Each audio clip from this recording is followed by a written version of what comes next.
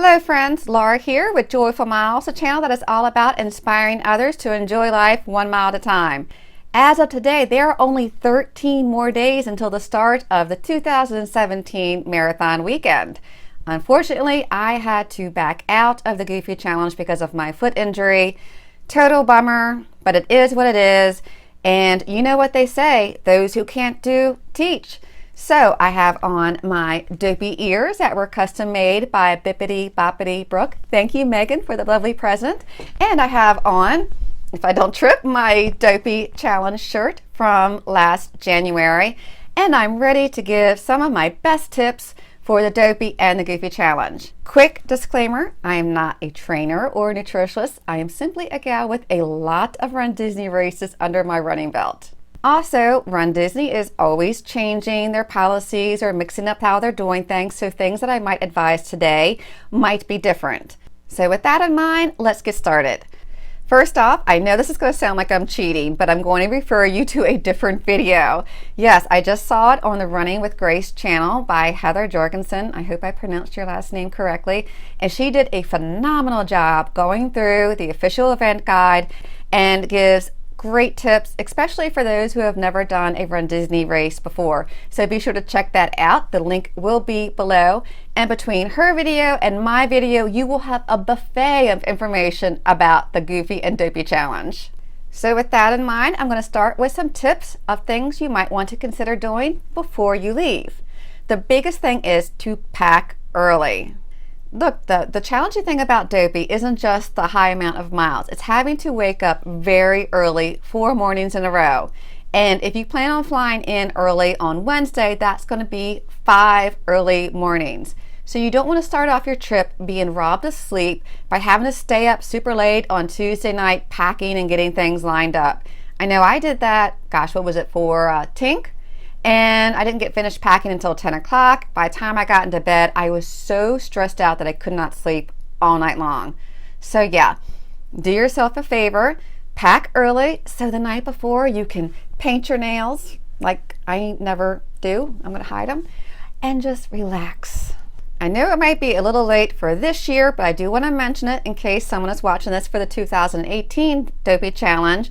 But also you might want to think about placing an order with Garden Grocers of things that you might need that you can't pack. I know for January's Dopey Challenge, I packed peanut butter in the individual packs, I love them, and granola bars and trail mix and protein bars for recovery and goos and all sorts of things. But we did place an order for other essentials like milk, bananas, bread, bagels, laundry detergent, what have you.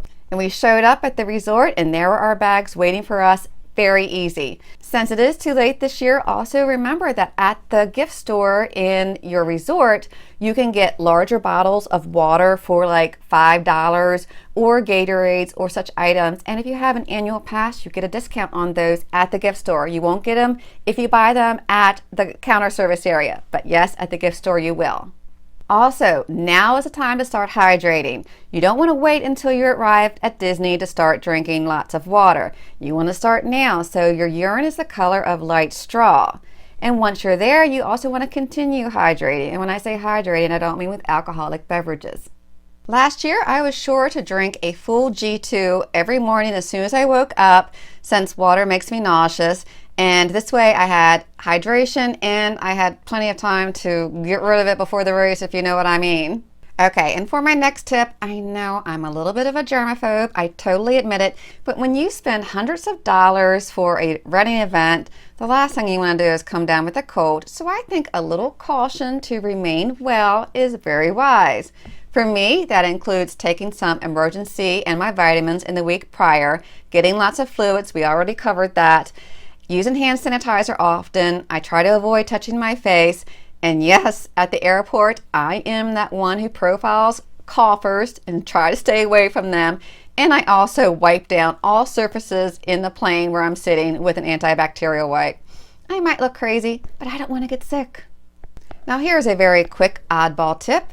If you are a gal who uses a Retin A or a retinol product on your face, You might want to consider discontinuing that about a week prior, since it does make your skin a little bit more sensitive to the sun. And with all the miles you're going to be putting on for the marathon, you're going to be in a lot of sun. Now let's get back to packing for a second. You want to prepare for all kinds of weather. Yes, Florida is a sunshine state, but it also is one persnickety bugger, especially in January, and you can't really rely on the weather forecast. Jackie and I learned this lesson the very hard way at the 2015 Goofy Challenge. The weather forecast was looking nice and sunny, but by the time we had arrived, it shifted to being more chilly, and we were not prepared and did not bring enough clothes. So now I stock up for all kinds of weather situations, whether it's warm or hot or cold or rainy or sleety, or if it's cold in the morning but then it warms up and then the rain comes. I am prepared for everything. Using gallon-sized baggies makes us really handy because you can just pack all of your cold gear in one baggie, all of your warm gear in another, rainy gear, and so on. Also, if you're running in costumes, you want to have an alternative for each race day in case the weather shifts. I also pack some throwaway clothes to wear before the race starts, like sweatshirts, sweatpants, robes are fantastic for this. A fleece blanket that you get at Walmart, a knit hat, gloves. Run Disney does collect anything that is tossed for charity, but you will make their job a little bit easier if you toss them at the mile markers. I also bring along some Mylar blankets, emergency blankets that you can pick up really cheap at Walmart or Target for less than $1. Little tip though, you do not want to start the race wearing your Mylar blanket because it will interfere with your chip timer, but they will make sure to give tons of reminders of that before the race. Now, I did a blog post recently about my biggest marathon mistakes, and boy, there were a lot. I will link to that below. But one of my mistakes was at the 2015 Goofy Challenge. It was very chilly, so I didn't want to strip my throwaways before the race. I started with them. By mile 1, though, I was sweating. So when I tossed my throwaways and the wind hit that sweat, oh my gosh, I was even colder than ever. So even though you're going to have some few minutes of chilly, you might want to toss that before the race starts so your body can adjust to the weather naturally. Some more packing tips is to be very organized. Both the Dopey and Goofy Challenge can be very stressful, especially if you're like me and have a few anxiety issues. So one thing that helped calm my nerves was to have a super organized hotel room. One tip for this is to line up all of your race outfits and costumes at home for each race. I'm talking down to your skivvies and socks, everything that you're going to need for that race, and put your clothes in individual gallon-sized baggies. I also am a huge fan of packing cubes. Megan first turned me onto those, and I did not know how I ever packed without them. I will put a link to my favorites below, but you can get them on Amazon at a very affordable price, and they make your life a lot easier to keep all your shorts and your shirts and your socks and underwear all separated, especially if you are sharing a room with other girls like I always do. Another tip is to bring a hanging shoe rack, or what Jackie did that was so super helpful, one of those sweater hangers that have 6 sections. That way you can use one for each race and then have some extra space. This really helps you to keep organized instead of having to dig into your suitcases or packing cubes or the drawers all the time. I also take this a step further by using a tote organizer. This little puppy is my best friend when it comes to packing for a Run Disney race. Let's see what I have in here. I have ponchos, emergency blankets, an extension cord in case I want to catch up on social media in bed while my phone is charging. What's else here? I have a phone protector for in case it rains. I have earbuds, earplugs, antibacterial wipes, hand wipes, goos, my Nun.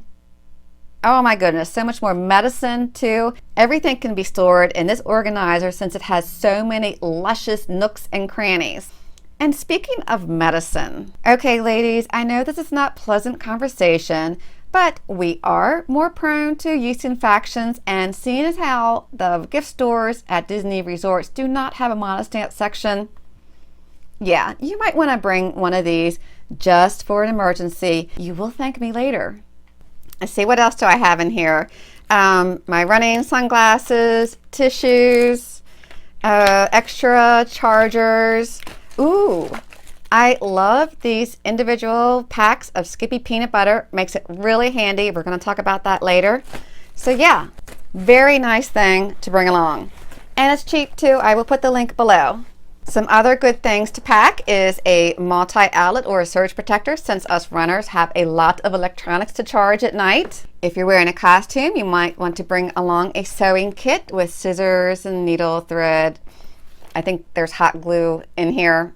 I always bring an array of running belts because I'm constantly changing my mind on what I want to wear. A portable roller or a stick is really handy and good to have too. I also bring an old wrist strap that I took off of a digital camera to put on my phone because I carry my phone throughout races and I'm clumsy.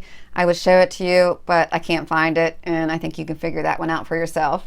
Also, you want to bring along at least 2 pairs of shoes. That way, in case one gets wet, then you have a backup. You might want to slip in some newspaper into a section of your suitcase in case it does rain. You can stuff them in your shoes and one can be drying while you're wearing the other. And it's also smart to put at least one of those pairs of shoes and one outfit for a race in your carry-on in case your suitcases get lost. Not that it will, you're fine. I really need to do a packing video one day because I have other suggestions.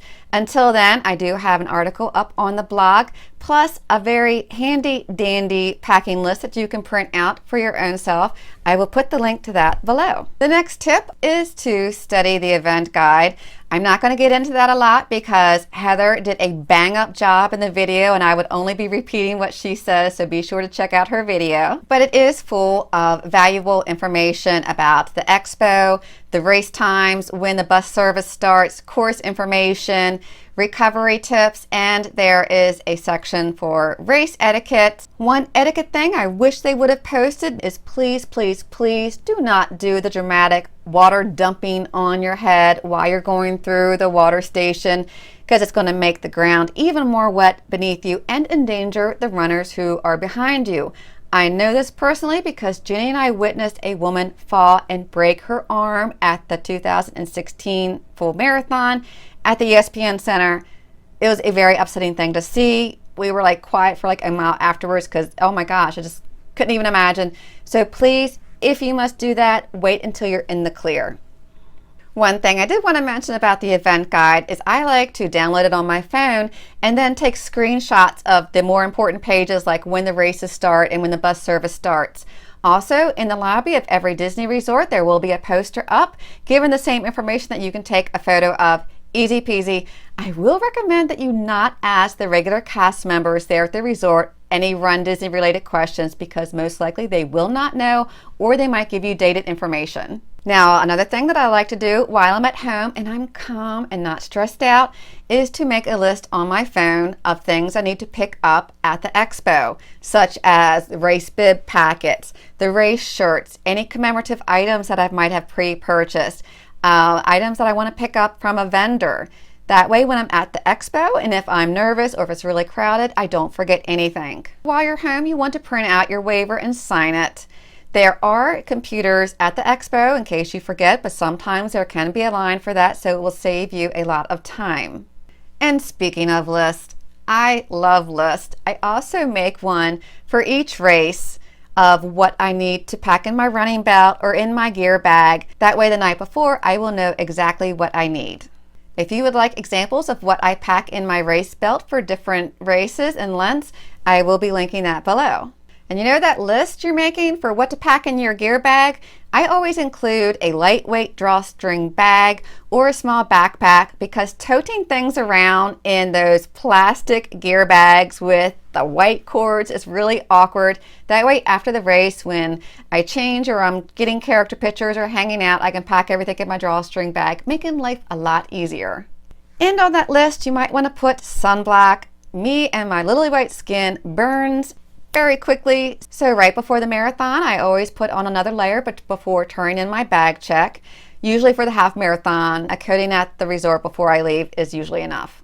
Okay, so this might be a little nitpicky, but remember those screenshots I told you about from the event guide? I also like to make an album in my iPhone just for the marathon weekend. That's where I will put those screenshots, my boarding pass for the airplane, the photo I took in the resort of the Run Disney poster.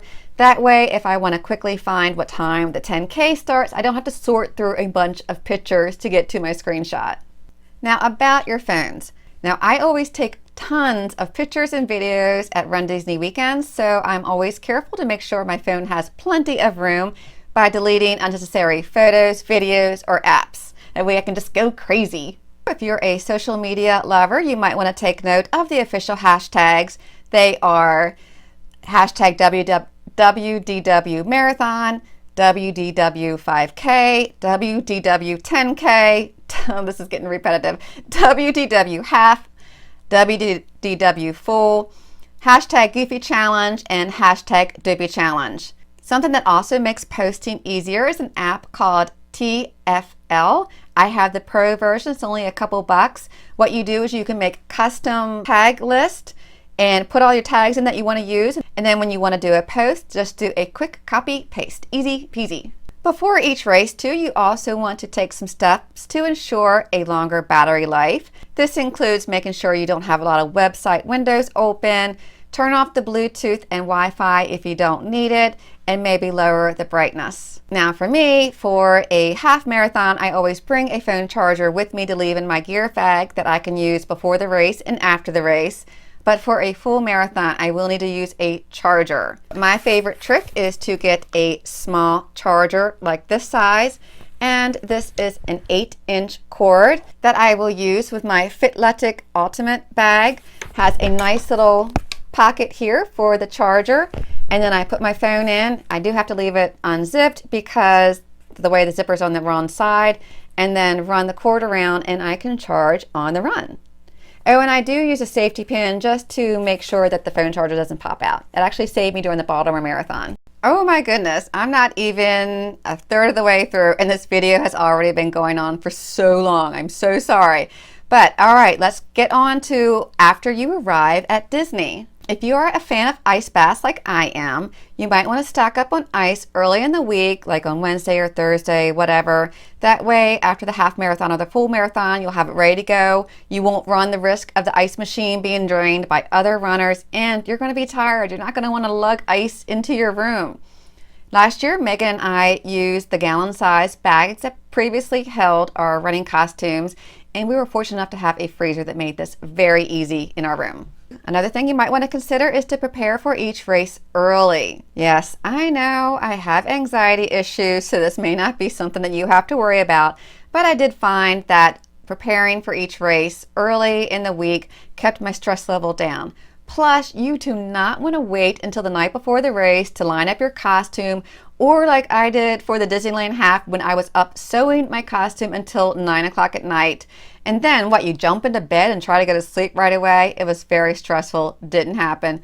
So please get ready early. On that note, you also want to keep your evenings peaceful. If you'd like to be asleep by 9 o'clock, try being in bed an hour early so you can read, catch up on social media, watch TV, and let your mind relax. It's also a good idea to use a white noise app on your phone and bring some earplugs, especially if you're staying at a value resort where the walls are a lot thinner. Oh, and turn off your phone notifications too. And look, I have to bring this up because one of the biggest concerns for runners is being able to fall asleep at night. The second being whether they can poop in the morning, but that's a subject for a different day. But let's talk about sleep. You're not going to have a problem. You're going to fall asleep and doze like a baby, so no worries. But just in case you have a little trouble, here's a little story for you. 2015 Goofy Challenge, the night before the half, I could not sleep at all. Not one single moment. Poor Jackie, she woke up to find me bawling my eyes out, so freaked out that I wouldn't be able to finish a half marathon and the full the next day. But you know what? She calmed me right down by relaying a story of how Jeff Galloway said that he had a sleepless night and he ran his very best race. And you know what? Everything worked out fine. I got through the half, I came back and took a long, luscious nap, and I was perfectly fine for the full. So you know what? Don't stress. As long as you're letting your body rest, that is something big.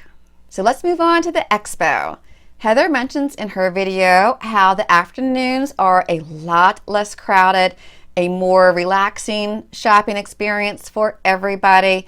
However, Dopey Challenge merchandise will sell out fast. Also, there were no pre-orders available for the Dooney and Burke bags, so that is going to be a crazy sellout, especially if they're cute, which they will be because I'm not going. That sounded kind of bratty, didn't I? I'm sorry. I hope you all have very cute Dooney and Burke bags, and I will not whine a bit. So anyway, if you do want Dopey merchandise or a Dooney, you might want to consider getting to the expo as soon as possible. I know for Wine and Dine, actually, they open the doors about 15 minutes before the official start time. So yes, it will be crowded. You will have to deal with eBay sellers and personal shoppers, but you can do it. Pack your patience. I have faith in you. Get that Dooney. Get those pins. Another tip for while you're at the expo is to make sure you do get a picture taken after you receive your challenge bibs. That way, after the full, they will verify that it is you and not somebody else in order to get your medals. But don't worry if you forget. They will have so many volunteers there. They really won't let you leave until you get this picture, but keep it in the back of your mind just in case. Another tip is to be sure to try on or compare sizes of all of your race shirts because they are not manufactured at the same time and there can be size variances. I know last year when I laid out my shirts, there was a big discrepancy between the Dopey and the Goofy Challenge shirts, but it was very easy. You just go to the Jostyn building where they have shirt exchange and they will take care of you. But keep in mind that they will not just change one shirt like the Dopey. You have to exchange all four since they're in packets, which means you will have to check them all over again. One thing I want to mention regarding commemorative items, in the past you were able to return them and then pre-purchase them in order to get your 10% annual pass holder DVC, or if it's over $50, your Disney Visa discount.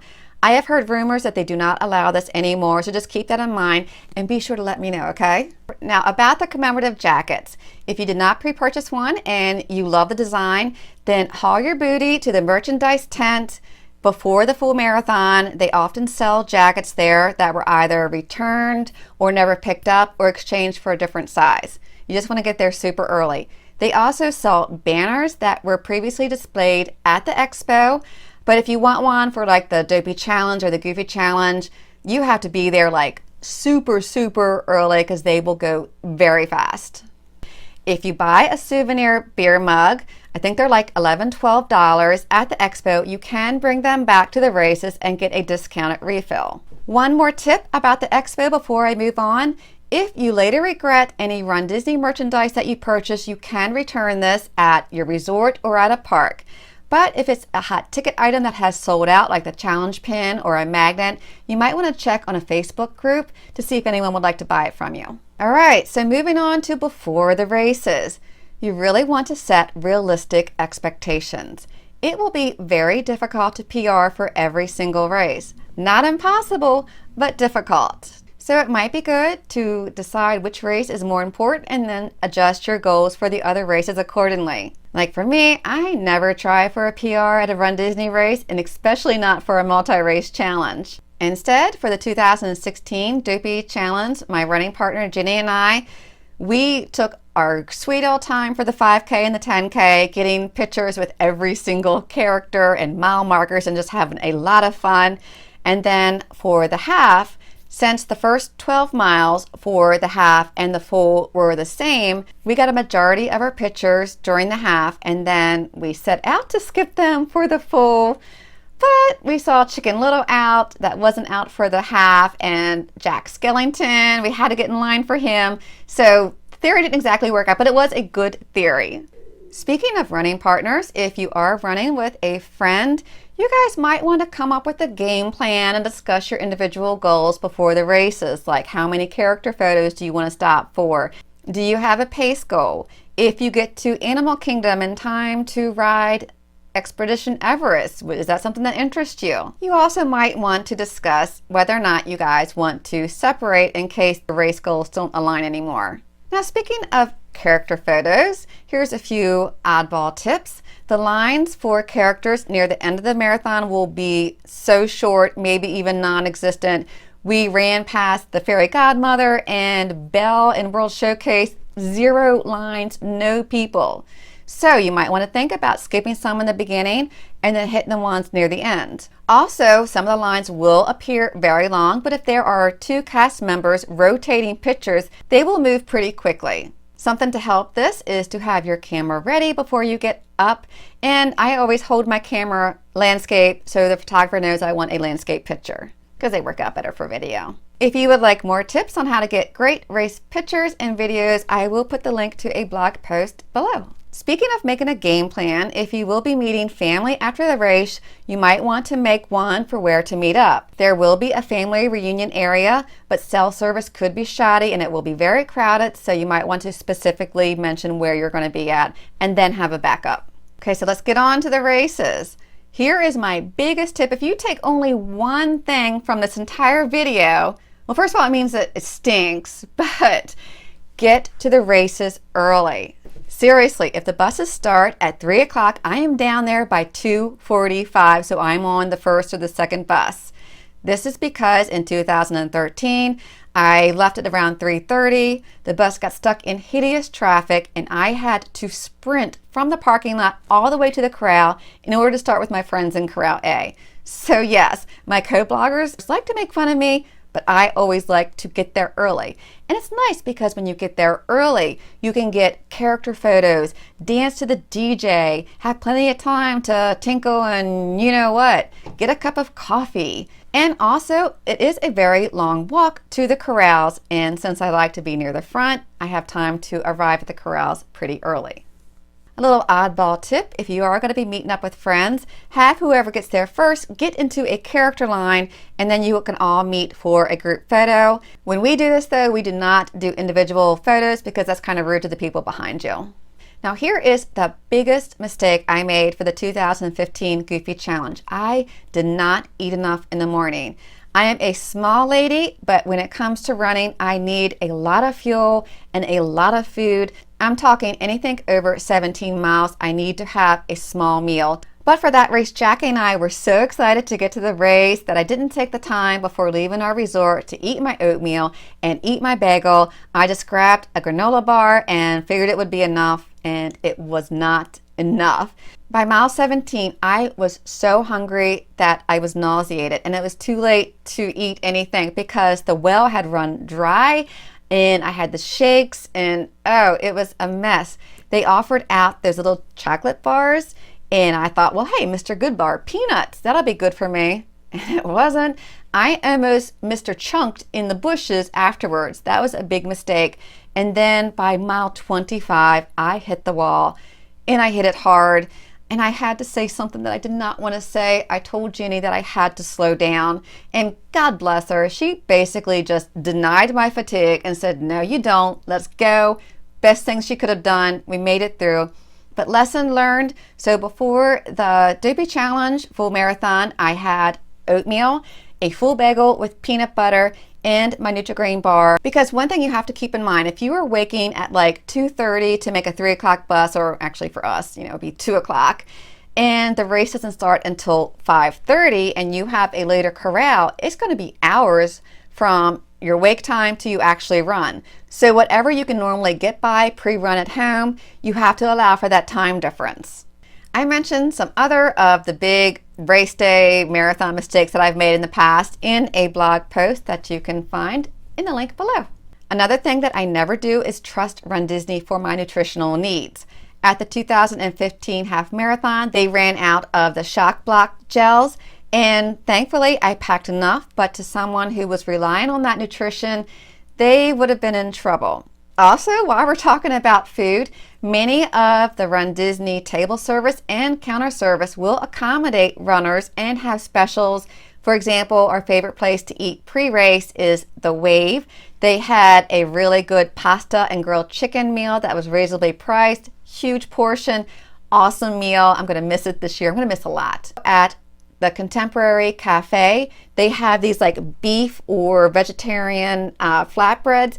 If you ask, they will put on grilled chicken for you. Just have to mention it. And they were very accommodating. I think Meg and Jenny and I ate that for like 3 nights in a row. And yes, we all know that you need to ease up on the alcohol. Can't say that I necessarily follow that advice, but you should. So don't be me. Okay, rest. You will need plenty of rest. Yes, you're at Disney and you want to spend time in the parks, but the Goofy and Dopey Challenge especially is a serious athletic event, so you must behave like a serious athlete. This means getting plenty of rest. What we did last January is we did go to the parks a little bit after the 5K. I think we hit Animal Kingdom. For the 10K, we did a little bit of Magic Kingdom, but after the half, we got back to the resort, took our shower, took an ice bath, got in our pajamas, and got in bed for the rest of the day until dinner. Yes, there was some pouting involved, but it really helped for the full. You also want to make sure that you recover well after each race, so you'll have enough juice for the full marathon. For me, I was sure to have a protein bar after the 5K, 10K, and the half. Plus, I was sure to stretch out and roll. I mean, normally I wouldn't have a protein bar after a 5K, but since this was a long weekend, I went ahead and did that, and it worked out great. Now, after the full marathon, once it was all said and done, yes, Jenny and I got a beer and we sat and relaxed, waiting for the rest of our friends to come in. But because it was chilly, we did notice that our legs were stiffening up, and the thing we did to get rid of it is to dance. Yes, as sore as we were, we got up and danced, and it was the best thing we could have done because it loosened up all that lactic acid, and we had no soreness later on. So get your groove on. And if you do, shoot some video so I can see it. Now, some other oddball tips. For the overpasses, if you find that they are bothering your ankles like they do me, then either go up on the very high ground or below, I prefer the high, and run on the grass where it's going to be level. Also, if you think you're going to need a caffeinated drink as a pick-me-up, if you arrive at Animal Kingdom after openings, they will have the vendors open or the carts and real bathrooms. So be sure to either wear your magic band or bring a credit card. Oh, and look, if the warthog is out before Animal Kingdom, yes, I know he's cute and with his little nose and all that, but don't touch it, don't pet it. Otherwise, you will have warthog smell on your hands until you get to the bathroom. Trust me. One more thing before I sign off is to try to not be overwhelmed by the mileage. Yes, 48.6 is a lot of miles for 4 days, but let's just break this down for a second, okay? Start with the 5K. Now, if you were training at home for a regular marathon, you would most likely have a shakeout run on Wednesday or Thursday that's like 2 or 3 miles. So you know what? That is your 5K. So that one doesn't really count. Let's just brush that one away. A 10K is only 2 5Ks combined. So again, easy peasy. Let's not worry about those miles. A half marathon, by the time you get to Dopey, you will have many training runs underneath your belt, like 18 miles, 19 miles, 20 miles. So 13 is going to seem measly to you, right? So yeah, no problem. Don't worry about that half marathon. And a full marathon is only 2 halves combined. So yeah, totally doable. Everything is cool. Okay, so maybe I am oversimplifying things. And I do admit, both Jenny and I had our individual freak out moments. Mine happened at the end of the half marathon, when I realized that, oh my gosh, I had to run that again, plus another one. Jenny's freak out happened at the start of the half marathon.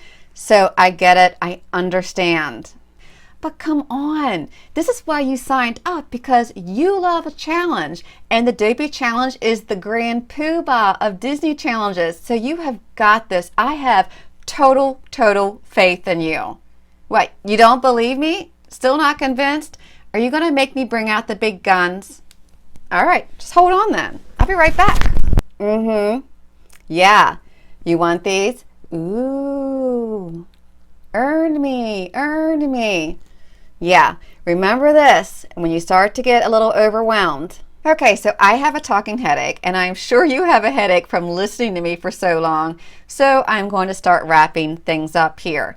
But first, if you have any questions about Goofy, the Dopey Challenge, Run Disney, anything, be sure to leave them in the comments below. We will be filming our next Jammin' on the Run after the holidays, and we're going to be talking about the Dopey Challenge. Also, once you complete your Goofy and Dopey Challenge, which I know you will, please use the hashtag joyfulmilestones so I can see you with your medals and I can give you a shout out and a retweet or a re-Instagram. I don't know what you call that. repost, whatever. Oh, and I love jump shots. So if you do a jump shot, please use the hashtag joyfuljumpshots so I can see it.